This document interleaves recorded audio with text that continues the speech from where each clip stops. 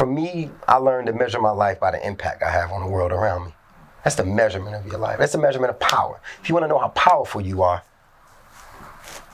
punch that door, and I can measure your power by punching that door, because it's going to be measured by how much of an imprint you leave on that door. Now, if you punch the door and I don't see no mark on the door, now I can measure your anger because it made you punch the door. I could measure your uncouthness because you acting up, you cutting up. But if I measure your power up against that door, it's gonna have to be measured by the mark you leave. Me living this life, having this beautiful opportunity to live this life, man. Like, forget all the street stuff, forget all the hood stuff. I'm just talking about life. For me, having the gift of living this life, I just want to share. And every opportunity that people look upon me enough and see enough to say I got something to share, if I can do it, I will. Now, if I can't, I don't feel no type of way about what I can't do. So I ain't sitting home when I can't do it and I'm hurting. But if I can, I'm always bust it down with the people that I'm blessed to have a part of my community. That's dope. And that's how I make my living. So I didn't find a career path and get the, you know what I mean? I just made my living helping people and figure out, let the checks fall where they may. Yeah. So even though your whole interview was encouraging words, you know what I'm saying, to everybody, you know what I'm saying, you'll learn something with every single thing I ask you, you'll learn something. I hope so. Yeah, let's get in people some encouraging words, man. Give us one of the tips the OGs told you, something that you live by, man. Oh, man. It's a lot, man. Jeez. Let me get something real. Yeah. I mean, you always got something, man. I'm telling you. Like, this is why I talk to you. You know what I'm saying? It'll calm down a nerve. Like, I be ready to crack. I ain't gonna lie, man. I'm one of them guys, man. Like, my life be so complicated sometimes. The only thing I haven't faced is prison. Yeah. Obviously. Yeah. But prison is the only thing I haven't faced in life. Yeah. But my life be so crazy sometimes. Be ready to crack. You know what I'm saying? I be ready For sure. to just, you know what, man? I'm about to hit this hill and just go. You know what I'm saying? But you know what I'm saying? I talk to cats like you, Brandon Dawson, Jermaine, you know what I'm saying? Yeah. Level my head a little bit. Because the word around me is not always, you know what I'm saying? It's not able, you know what I'm saying? People aren't able to give me what I need. You know what I'm saying? Hey, look. And so now the OGs didn't necessarily get this to me. Yeah. But just in reference to what you're saying right now, yo, one of the things that you just can't understand until you get there is the concept of time. Okay. Right? Most of your frustration is coming from situations that are immediate. It's because you, at this point in time, don't understand the power of time. There's just no way that you can. In fact, I would argue that when you chop it up with us, the overall thing that you're getting is a reference of time that's away from you. You get what I'm saying? It's like you talking to me is a gap in time. It's like, okay, that's a reference point for where things are going, it gives you this kind of purview that it calms you down because it takes you away from looking at things at the tip of your nose. Sure. And by having me here doesn't mean I'm so great, but the perspective I'm coming from is one that's kind of a little down the road, and what happens is it moves your focal point, and that'll always calm you down. Okay. But without that, you don't necessarily have that concept of time. Like, young people don't understand time at all. That's the one thing that a young person can't function with, you know, and you don't have that understanding yet. Time, man, look at it like this. When I was your age, I wouldn't wait for nothing. Matter of fact, I'm gonna tell you what's crazy. Until I got to prison, when I got to prison, I found myself waiting. Like most people are doing, like talking to you, planning about, when I come home, I'm gonna do this, I'm gonna do that. Everything you're talking about is what you're gonna do later. But you know for a fact that you got to wait, whatever your sentence is, you got to wait that many years, not just to do it, but just to begin trying with the chance that you might be able to do it. Imagine everything you want to do right now, everything you're doing right now.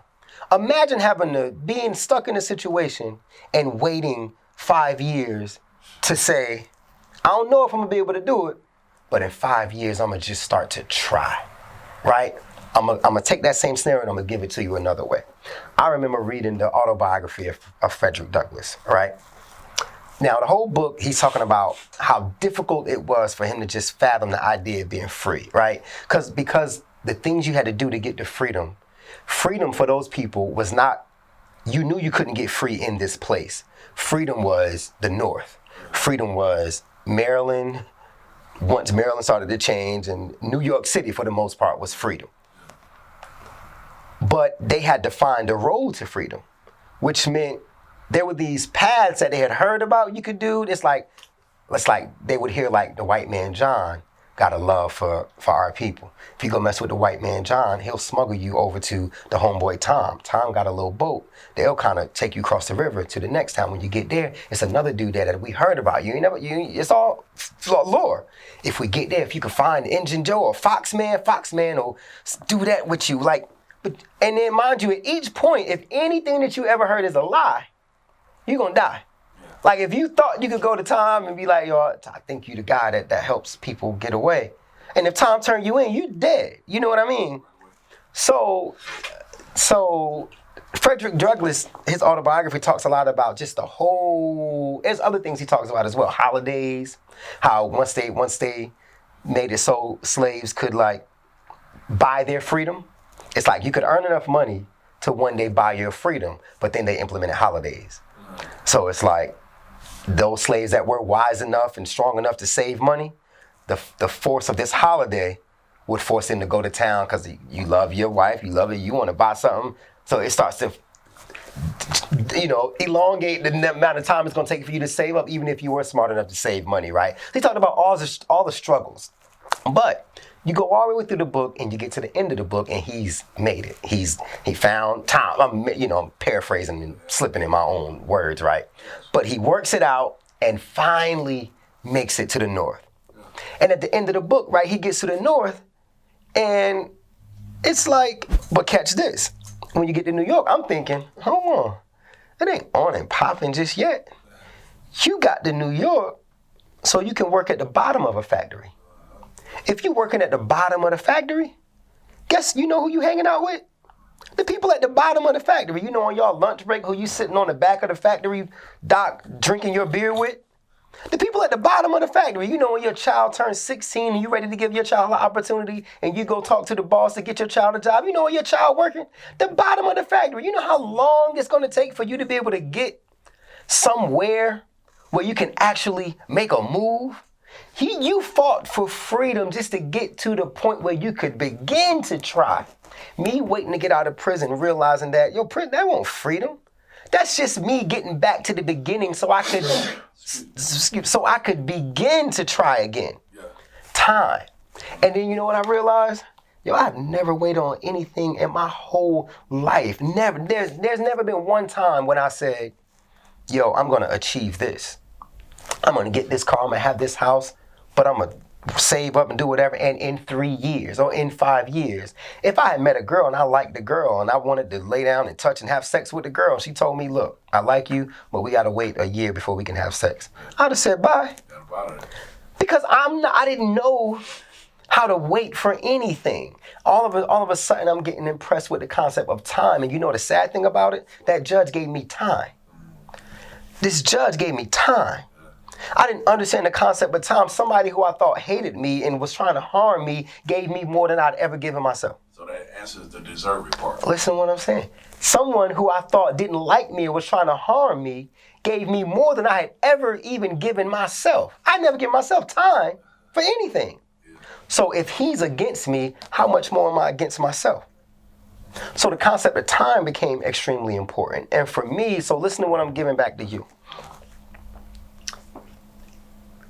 The things that frustrate you are most of the time happening right at the tip of your nose. Sure. A person that can't see past his nose could never beat me. Could never be as strong as me.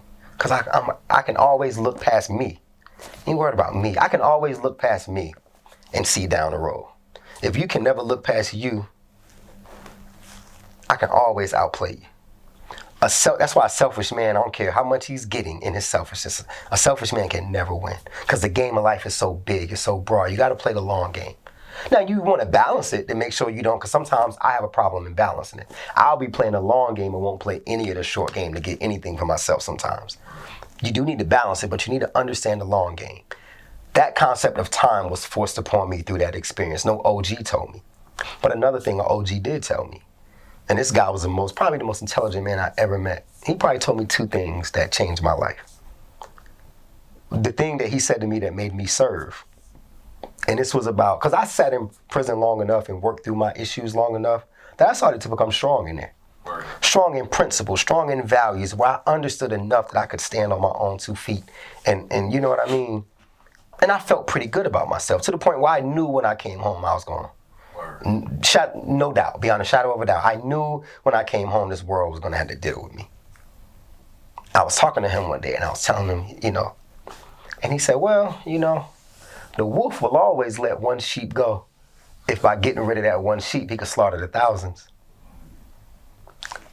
Here I was thinking about, I'm going to get home and I'm going to take off like a rocket. Because I done figured it out. I done figured out the keys to open up the gates. Because I was in prison when I was in the streets. I ain't just end up in prison when I was locked up. When I was in the streets, I was trapped. But I figured out the keys to open up all these doors, and I was gonna bust open the doors of life and get to living.